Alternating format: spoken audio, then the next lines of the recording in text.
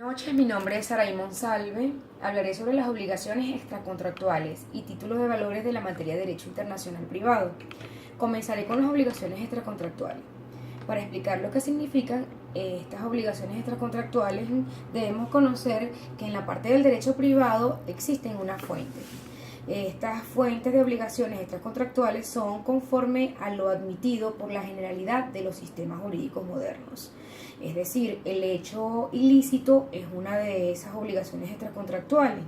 Lo definimos como la responsabilidad civil derivada del hecho ilícito que comprende a todas aquellas acciones u omisiones generadas de un resultado de daño, el que con intención o por negligencia o por imprudencia ha causado un daño a otro está obligado a repararlo. Además de la responsabilidad directa enunciada en esta regla, existen los casos de responsabilidad especiales que surgen del derecho ajeno o por causas o cosas o animales. Los supuestos de responsabilidad derivados de daños causados por conductas ilícitas son los delitos contra las personas y contra la propiedad, los delitos ambientales, los comportamientos culposos en el ejercicio de profesiones y oficios, los accidentes laborales o con ocasión del trabajo, los accidentes de tránsito, los hechos relacionados con el uso de medios de comunicación y transporte, los hechos cometidos a bordo de naves o aeronaves.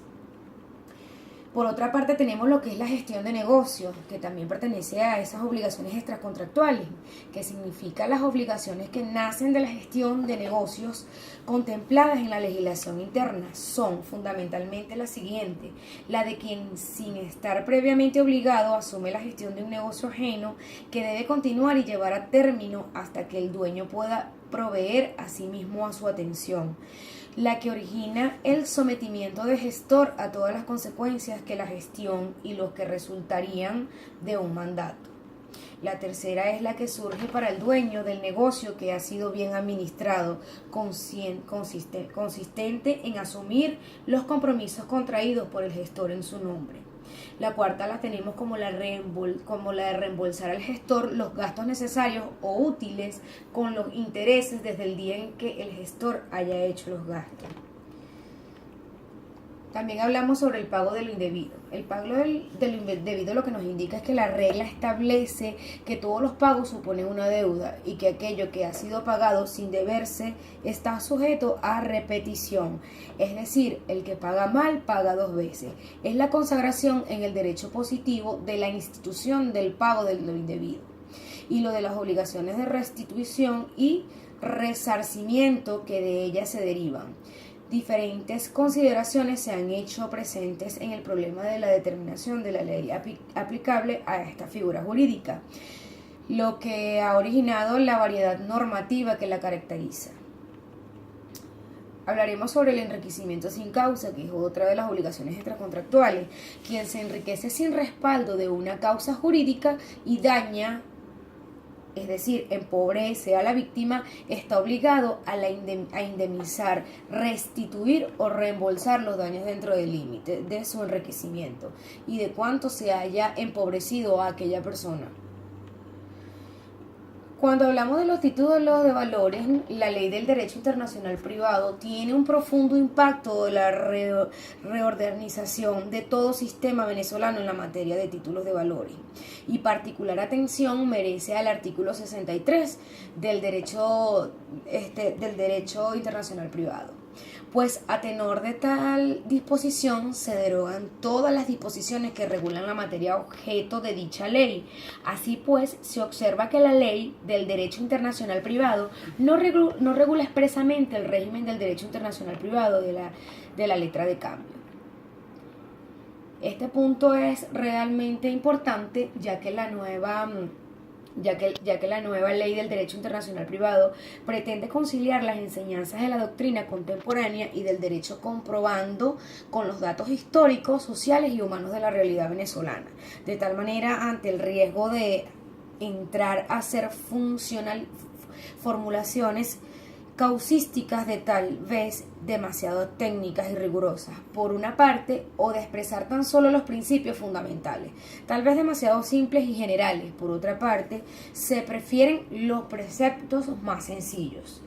No obstante las entradas en vigencia de la Ley del Derecho Internacional Privada, sus normas en materia de letra de cambio, que no tienen carácter procesal ni penal, no tienen efecto retroactivo, por lo que no pueden afectar situaciones jurídicas que se hayan perfeccionado en el pasado, rigiéndose las mismas por la norma vigente para la fecha que en el derecho o relación jurídica haya surgido.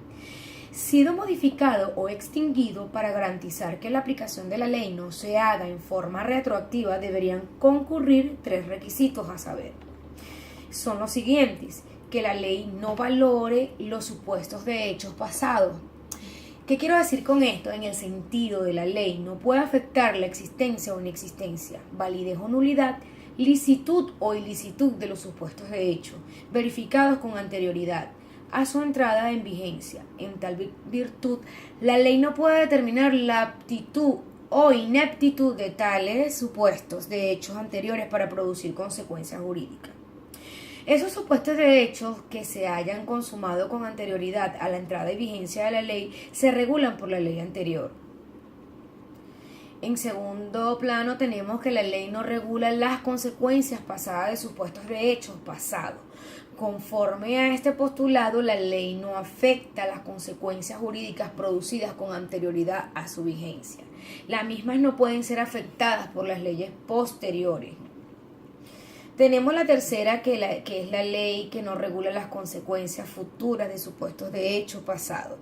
Esto lo tenemos en cuenta. Aquí se postula no aplicabilidad de la ley a los efectos jurídicos. Tal vez la más significativa de la ley del derecho internacional privado hecha al derecho preexistente es la situación del principio de la nacionalidad por el principio de domicilio como factor de conexión en materia del Estado, capacidad, relaciones familiares y sucesorías. De esta manera, la capacidad de las personas físicas o naturales incluye su capacidad cambiaria. Se rige por el derecho de su domicilio. Esto está estipulado en el artículo 16 de la Ley de Derecho Internacional Privada. Para los fines, el domicilio de la persona física o natural tiene un contenido específico, distinto de la noción tradicional de domicilio contenida en el artículo 27 del Código Civil, entendiéndose que el domicilio de una persona física o natural se encuentra en el territorio del Estado donde tiene su residencia habitual. Esto está tipificado en el artículo 11 y 15 de la Ley de Derecho Internacional Privado.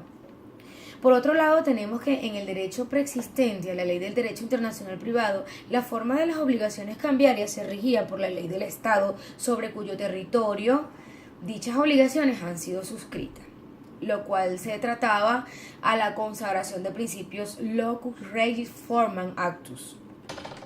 Esto es todo, buenas noches, muchas gracias por su atención.